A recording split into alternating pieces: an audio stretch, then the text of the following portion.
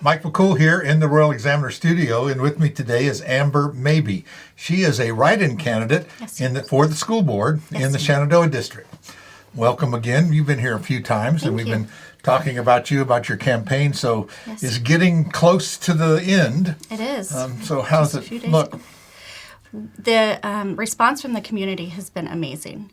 Out knocking on doors and just sitting down and talking to people. Mm-hmm. I've met everybody from parents to teachers to grandparents, people that don't have children in the school that are really concerned about what's going on in our schools and excited to get the parents' voice. Right. Have a choice. Absolutely. I think and I appreciate all the candidates that run, and especially I don't like to see people that are unopposed. Right. I think people should have a choice. But it's a lot of work as a write-in candidate, and probably something you've not done before. No. And knocking on these doors, but amazing what you can learn. It's my favorite part. Yeah. Truly, it is my absolute favorite part. Just out there meeting the community. I actually knocked on my kindergarten teacher's, my assistant, Miss North, from AS Rhodes. So. Yeah. That was. She said, Amber. Yeah, it was an amazing experience. So Yeah. So what are some of the differences between you and your opponent here? What are people talking about, and what do they feel the pros and cons of things are? Yeah. So it's important to know that when I say skin in the game, that truly is what this is all about. I'm the mom that, as I've said, is in the pickup line. I'm the mom that is standing shoulder to shoulder with you in the stands cheering for your kid and my kid on the football field. It's important to have that sense of community. I have children in our schools. I've raised kids in our schools. I know what it's like for our children in the schools. So I come to it with a sense of understanding. Where I believe that a public school parent or a homeschool parent does not have that sense of understanding about what public schools are like and what the teachers deal with. Right. It's a lot. Yeah, absolutely. And again, you have kids at all different ages, and you've seen it from elementary to high school. Yeah. I mean, we've, over 17 years I've been in the schools as a volunteer, as a substitute teacher. Opens your eyes. Absolutely. And you see some of the problems. What are some of the highlights, key points that you, as if you're elected, what are some of the things that you want to accomplish in your term? Yeah, I think it's really important for teachers to be able to teach and children to be able to learn. And so I believe that if there is a disruption in the classroom, we need to deal with that swiftly so that our teachers can teach and our kids can learn. On the outside of that, I believe that we need more resources to deal with students that are a disruption in the classroom. We have the bullying. The bullying is a huge issue. Our children need to know the consequences of bullying, and they need to understand that. We just recently, I dealt with my child, and he was getting bullied, and it was coming from social media. And so teaching our children that firm boundaries, and that, you don't have to give yourself, you don't have to stay in a place where somebody's going to bully you. So you hit block. So those are the things that we just need to really work on teaching them. So absolutely preparing them for the world out there. It seems like we've had a lot more of that. I just don't recall in years past too much problem with disruptions. I know our grandson is in the school, and it seems like every day he's getting expelled over things that are just normal, everyday kid things, and you're wondering, like, they've just come down with, the thumb on things because it's so much. They don't, it's just like one size fits all, and they do it. And, my question is, why are they doing it? There's always a reason. When I was growing up, it's because you wanted to miss a test, Right. So let's hurry up and suspended for something, or don't show, just skip school and, Right. and do it. Because that's another thing. The truancy, I hear, is a real problem. Right. And so with that, we need to be able to provide resources for parents that are struggling for whatever reason to get their child to school. And I think that the school's done some amazing things. There's with Play Favorites, there's, they're working with the schools to provide incentive. As far as the, I forget what I was saying, but as far as going back to, the increase in disruptive behavior and things, it is absolutely.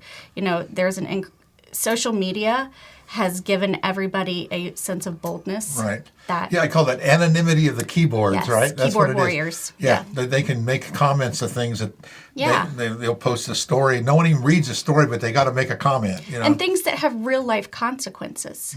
Those children, they don't understand the permanency of what they put out there onto the internet. Yeah, they always believe that sticks and stones may break my bones, but words never hurt me. Yeah. Words are very painful. Absolutely. Yeah, And very so painful. firm boundaries and, showing them what the consequences of that are, and doing that on the human side, right? Just really getting down to their level, because consequences are great, but boundaries and explaining to them the consequences for their actions, I believe is really important. So what kind of things, there's all sorts of talk going on the school boards about different programs, the school association, Virginia School Association, and all these things that are just kind of like mixing together.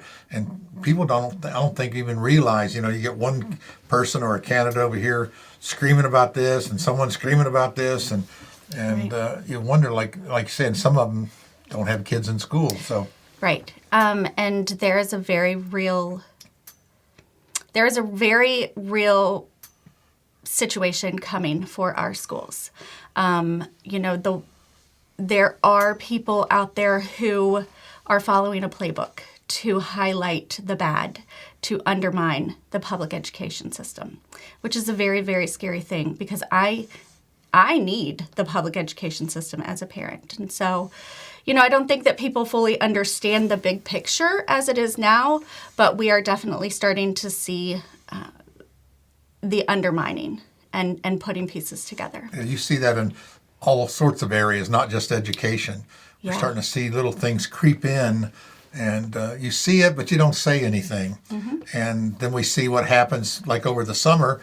We have a lot of write-in candidates because they've seen something Yeah. and said, whoa, and like I mentioned to someone earlier, I says, why didn't you do it? Well, I thought someone else would do it. And then all of a sudden, that someone is you know, and it's a shame that, these decisions can be made earlier so we can get people on the ballot, but still, the issue is there, and I appreciate people that are committed, to at least, hey, I'm going to say something, win or lose. I think it needs to be said. So. Absolutely. Well, we walk in integrity. And so I feel absolutely responsible for, it's irresponsible to not say anything, to not bring it to light, because the goal is to educate world changers. And these are they're the future of our world. So absolutely they need to be protected, and those that teach them absolutely need to be protected as well. Anything else you want to add to all that? Vote Tuesday, right? Vote Tuesday, write-in candidate. Right. So that's an uphill battle, but I'm telling you, we have the most amazing community. Fill in the little bubble. Right. Yeah, That's make the sure thing. you fill that in. Yes. Yeah. Follow the instructions. Yes, and maybe, Mabie. Right. Yeah, Amber Mabie. So Is the registrar going to accept the maybe, Maybe? I have been told that as long as it is phonetically correct, Right. then we'll be good. Yeah, that's good. Yeah, So it's so- Amber Mabie, Mabie. Correct. Shenandoah Shenandoah District District. School Board. Yes. All right. Hope good luck to you. I always tell all the candidates we want everyone to win. Yeah. But I think it's just good that people run. They take that community responsibility. I think all the candidates, good or bad, all in their hearts feel like they're doing something that's good for the community. And and we have to give them credit for at least running. I always say they're doing more than the other 99% that just sit at home and want someone else to do it for them. So Absolutely. I appreciate all the candidates. And remember, early voting is still good till 5 o'clock on Saturday. Yes. We're busy posting all these things, so get them up on time. And then the voting starts at 6 a.m. on Tuesday till 7 p.m. So please get out there and vote. Please. Please. Even if you don't have kids in the school. That's right. I've heard that a lot. People say, well, we don't have children in school. But it's so important for people to understand that this is their future. Right. So, These are the kids that are going to be paying your Social Security. That's what I always say. This is our future workforce. These are our future leaders. It is so important. And it's important now because we're going to, in just a short few years, they're going to be setting where we're setting. Yeah. It happens so fast. It does. It does. Please reach out to me if anybody has any questions. We're on Facebook. I absolutely believe that transparency is the way that we put trust back in to the school system. And so please reach out to me. All right. Appreciate it, Amber. Thanks so much. Thank you. Remember, early voting ends Saturday, 5 o'clock, Tuesday, the 7th, from 6 a.m. to 7 p.m. Yep. All right. Thanks again. Thank you, Mike.